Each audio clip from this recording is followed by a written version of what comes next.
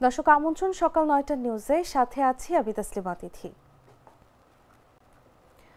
আবারও রাজধানী ঢাকায় ভূমিকম্প অনুভূত হয়েছে। রিক্টার স্কেলের মাত্রা ছিল 4.1। বৃহস্পতিবার ভোর ৬টা ১৪ মিনিট ৪৫ সেকেন্ডে এই ভূমিকম্প অনুভূত হয়। আবহাওয়া অধিদপ্তরের সহকারী আবহাওয়াবিদ ফারজানা সুলতানা বলেন, 4.1 মাত্রার ভূমিকম্প হয়েছে। এটি হালকা ভূমিকম্প। এই ভূমিকম্পের উৎপত্তিস্থল নরসিংদী জেলার শিবপুর। এদিকে ভূমিকম্পের তথ্য প্রদানকারী আন্তর্জাতিক সংস্থা ইউরোপিয়ান মেডিটেরিয়ান সিসমোলজিক্যাল সেন্টার তাদের ওয়েবসাইটে জানিয়েছে, এই ভূমিকম্পের গভীরতা ভূপৃষ্ঠ থেকে ৩০ কিলোমিটার এবং এর উৎপত্তি টঙ্গী থেকে ৩৩ কিলোমিটার পূর্ব উত্তর পূর্ব দিকে এবং নরসিংদীর ৩ কিলোমিটার উত্তরে। এর আগে সোমবার কক্সবাজার ও চট্টগ্রামে ভূমিকম্প অনুভূত হয়। সোমবার দিনগত রাত ১২টা ৫৭ মিনিটে কক্সবাজার শহর, উখিয়া, চকরিয়ায় স্থানীয় বাসিন্দারা ভূমিকম্প অনুভব করেন। এরও আগে গত ২১ ও ২২ নভেম্বর ২ দিনে ৪ দফা ভূমিকম্প হয়। এর মধ্যে ছিল রিক্টার স্কেলে ২১ নভেম্বরের ভূমিকম্পের মাত্রা ৫.৭। এতে ১০ জনের মৃত্যু হয়।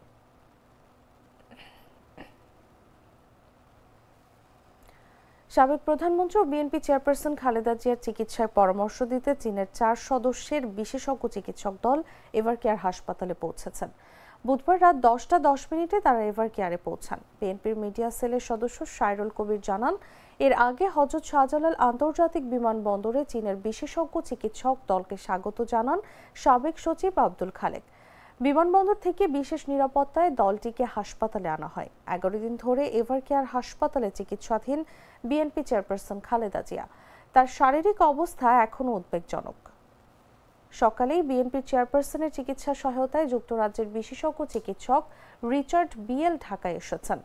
এর আগে এদিন সাবেক প্রধানমন্ত্রী ও বিএনপি চেয়ারপারসন খালেদা জিয়ার শারীরিক অবস্থার খোঁজ খবর নিতে এভারকেয়ার হাসপাতালে যান প্রধান উপদেষ্টা অধ্যাপক ডক্টর মোহাম্মদ ইউনূস। বুধবার সন্ধ্যা ৭টার পর এভারকেয়ার হাসপাতালে প্রবেশ করেন প্রধান উপদেষ্টা।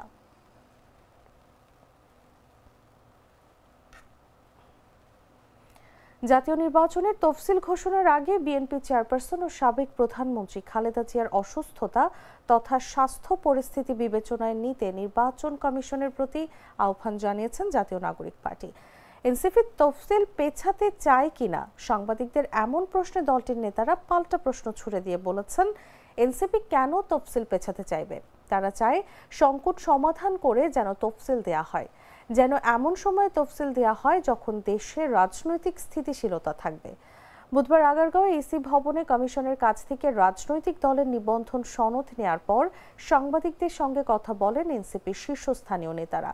এ সময় তারা রাজনৈতিক পরিস্থিতি ও তফসিল নিয়ে দলের অবস্থান স্পষ্ট করেন।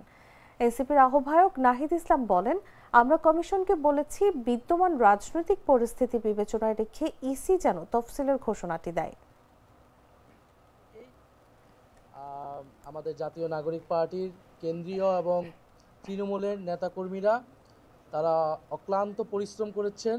অত্যন্ত কম সময়ে তারা এই সকল শর্ত নির্বাচন কমিশনের সকল রোজকার সাধারণ খাবার এখন হবে অসাধারণ। প্রাণ স্বাদের মশলা, স্বাদ বাড়ায়, ঘ্রাণ ছড়ায়।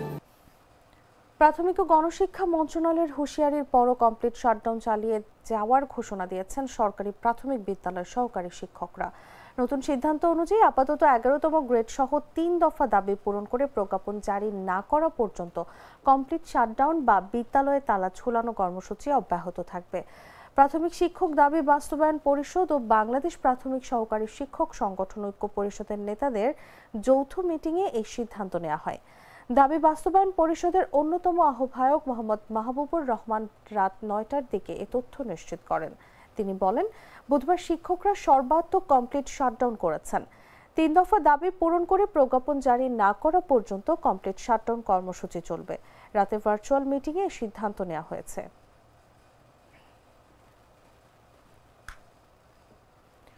কুমিল্লার বিবির বাজার স্থলবন্দরে যাওয়ার পথে ঝাঁকুনিপাড়া এলাকায় রাস্তার পাশে চোখে পড়বে বিশাল স্তূপ।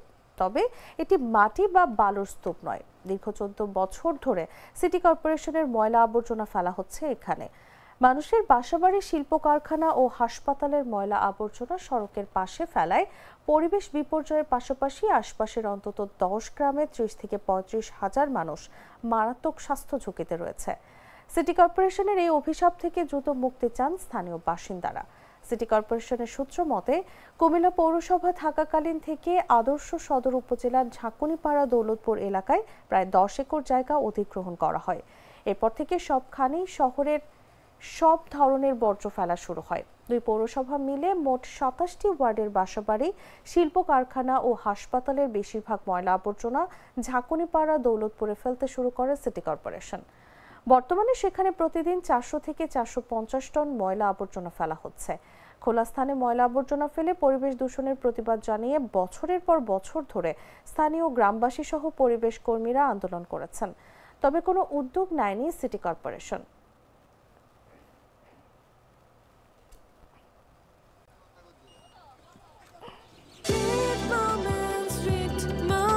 Treat chocolate, treat moment, sweet moment. জানাবো আন্তর্জাতিক সংবাদ।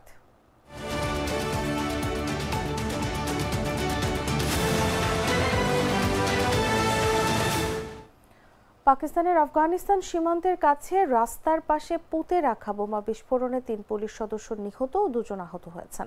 বুধবার অস্থিতিশীল খাইবার পাখতুনখাওয়া প্রদেশের উত্তর পশ্চিমাঞ্চলে বিস্ফোরণ হয়েছে। বোমা বিস্ফোরণের ঘটনায় এএসআই গুল আলম, কনস্টেবল রফিক এবং মোবাইল ভ্যানের চালক সাক্ষী যান নিহত হয়েছেন। এর আগে মঙ্গলবার বন্নু শহরে বন্দুকধারীদের হামলায় একজন স্থানীয় প্রশাসক এবং 2 পুলিশ নিহত হয়। স্থানীয় গণমাধ্যমের তথ্য মতে টিটিপি গোষ্ঠী হামলার দায় স্বীকার করেছে। দেরা ইসমাইল খান শহরের পুলিশ কর্মকর্তা আলী হামজা জানিয়েছেন, প্রাথমিকভাবে ধারণা করা হচ্ছে ঘটনাটি ইম্প্রোভাইজড এক্সপ্লোসিভ ডিভাইস দিয়ে ঘটানো হয়েছে, তবে এখন পর্যন্ত কোনো গোষ্ঠী এই হামলার দায় স্বীকার করেনি। এদিকে বোমা হামলার জন্য তেহরিকে তালেবান পাকিস্তানকে দোষারোপ করেছেন পাকিস্তানের স্বরাষ্ট্রমন্ত্রী মহসিন নাকভি। দীর্ঘদিন ধরে প্রদেশটিতে হামলা চালিয়ে আসছে এই সংগঠনটি।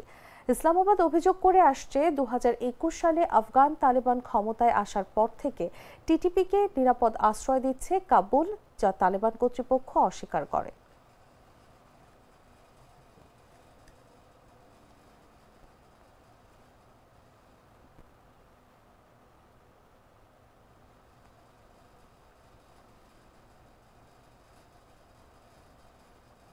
সংবাদ শেষ করব খেলার খবর জানিয়ে।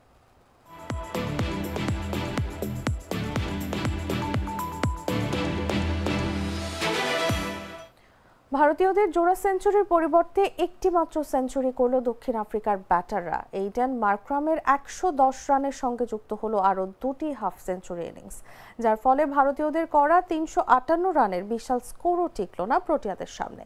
4 বল ও 4 উইকেট হাতে রেখেই জয়ের লক্ষ্যে পৌঁছে যায় দক্ষিণ আফ্রিকা। জয়পুরে অনুষ্ঠিত দ্বিতীয় ম্যাচে ভারতকে 4 উইকেটে হারিয়ে সিরিজে সমতা ফেরালো দক্ষিণ আফ্রিকা। প্রথম ম্যাচে ভারতের করা 349 রানের জবাবে 332 রান পর্যন্ত করে ফেলেছিল। শেষে হারতে হয়েছিল 17 রানে। প্রথম ম্যাচে তীরে এসে তরি ডুবলেও এই ম্যাচে আর ভুল করল না প্রোটিয়ারা। জয়ের জন্য 359 রানের লক্ষ্যে ব্যাট করতে নেমে শুরুতেই দক্ষিণ আফ্রিকার কুইন্টন ডিকক মাত্র 8 রান করে আউট হয়ে যান। এরপর 101 রানের জুটি গড়েন মার্ক্রাম ও টেম্বা বাভুমা। এরপর 60 রানে জুটি গড়ে তোলেন মার্ক্রাম ও ম্যাথিউ ব্রিজটেক। এর আগে টস হেরে ব্যাট করতে নেমে বিরাট কোহলি এবং ঋতুরাজ গায়কোয়াড়ের জোড়া সেঞ্চুরির উপর ভর করে 358 রান সংগ্রহ করে ভারত। 93 বলে 102 রান করেন বিরাট কোহলি। 83 বলে 105 রান করেন ঋতুরাজ গায়কোয়াড়। 66 রানে অপরাজিত থাকেন লোকেশ রাহুল।